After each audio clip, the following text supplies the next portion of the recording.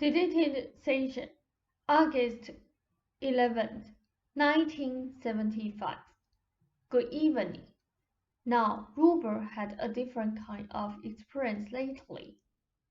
In a state between usual waking or sleeping, he found himself giving a session such as this one, where earlier he had only heard my words in his head. You were taking notes as usual. He forgot what the session was about, remembering only one portion that seemed significant. The experience was quite vivid, obviously not a dream, yet not a normal waking event. Following this, in a period of usual activity, he sensed his own image speaking for me, and sitting across the couch from him in our accustomed position. This involved several kinds of perception and the willingness to accept a greater mobility of consciousness. When Ruber on the couch sensed himself in a chair giving a session to himself on the couch, this was symbolic of a new kind of relationship between the two of us. At the same time, it illustrated part of our relationship as it happens in sessions, in which Ruber allows a portion of himself to set aside. He was that portion as the normal waking self, the focused personality. He, that portion, watched television while still sensing us across the table. You saw no one in this position, Rob noted, in the chair. They said, and physically not even a chair was here. At another level, however, Ruber was projecting a portion of his psyche outward and from his own position, viewing us at least to some extent. There was a definite separation, however, in that the focused personality was able to sense its own greater extensions, or rather those extensions to which it gives permission. Ruber sat physically on the couch, yet at another level he did sit here. And in our relationship, there was a fairly sophisticated kind of manipulation, involving the projection of a form outward, the double.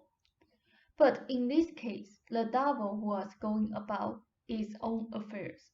Those affairs involved the delivery of a session from the projected image to the physical one. The material was unconsciously assimilated. Now, in the first episode mentioned, the experience was the same, only more vividly experienced since the focused personality was not fully awake and did not have immediate sense data to handle. There, Ruber was inside the image that he had projected. His main consciousness was merged with mine in the session for months. While in the waking experience, his consciousness was in the normal image, which sent the projected one. In the first experience, then Ruber projected an image outward, and his consciousness entered it. Then he had a session by the same mechanisms we always use. The unprojected portion of him listened. He wanted to retain what was said and sought for methods. He tried to have you take notes, but realized the physical incongruities. He became confused, tried to take notes himself as the listening image, and realized those notes would not exist physically either. The thing is, he does unconsciously project in such a way, particularly in the sleep state. There are classes at other levels of reality that he conducts in that way. Your concepts may limit your conscious experience of the psyche's vast activity, but the psyche does not limit its experience. Give us a moment. It was the feeling of such projection that was important, the subjective awareness of the inner and outer conditions. It is true, the psyche is not restrained by time, yet there are rhythms in which each psyche is involved. They are highly unique and personal, and yet interwoven with historical events, which are themselves caused by the psyche's action. This awareness of projection, then, represents an important element. These were learning exercises of a kind Ruber would not allow himself before. I was saying in his first episode, ask and you shall receive. Ask half-heartedly, and you shall receive in exactly that measure. And I was looking at you exactly as I am now. Ask and you shall receive. This applies in every area of experience. When you ask, you expect an answer, or at least a reply of a kind. If you ask on the one hand and then say, I do not want to know on the other, the results will be minimal. Ruber was asking for flexibility, but he did not fully want it, and so half-hearted. Questions bring half-hearted answers. Lately he acted wholeheartedly, and there will be a wholehearted answer and reply from the psyche itself, which understands its parts. There is a wisdom and an understanding operating, a beautiful give and take in life between the intensity of a desire and its fulfillment, an underlying exquisite sanity. While symptoms of any kind serve a purpose, they are considered legitimate. The psyche will not remove them until the intensity of desire for freedom rises high enough to meet those purposes in other ways. It might seem in the short run that drugs and medicines are a great value, and they can indeed be extremely helpful. Money applied liberally, however, to a poverty-stricken group of people can increase their problems if the basic social and individual causes are not resolved. The poverty, rightly or wrongly, has been chosen for a reason. Ruber's early poverty was rich. Now, I am not advocating poverty per se, but you must look at all such matters with a different kind of vision. In the same way and seen with the same kind of vision, illness can be healthy, and this is not meant to advocate suffering or poor health.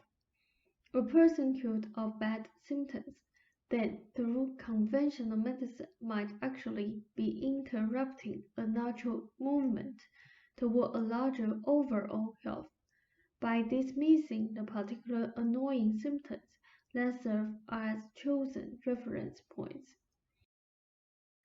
In a society in which individuals were encouraged to work with the psyche and with specialists who understood it, illnesses would be seen as physical symptoms of inner imbalances.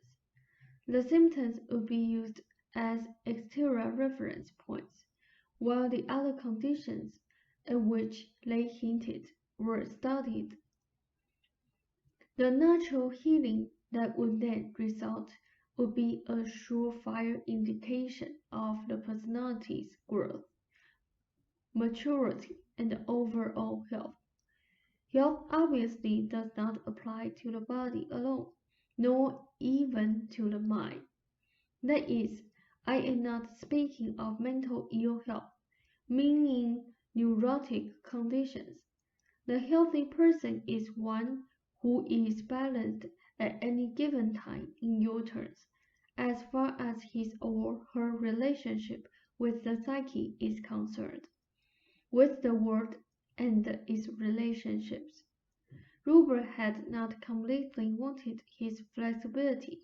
It was only because he went so far in certain directions, because he grew so much in certain areas, that the problem of physical stance with the world arose.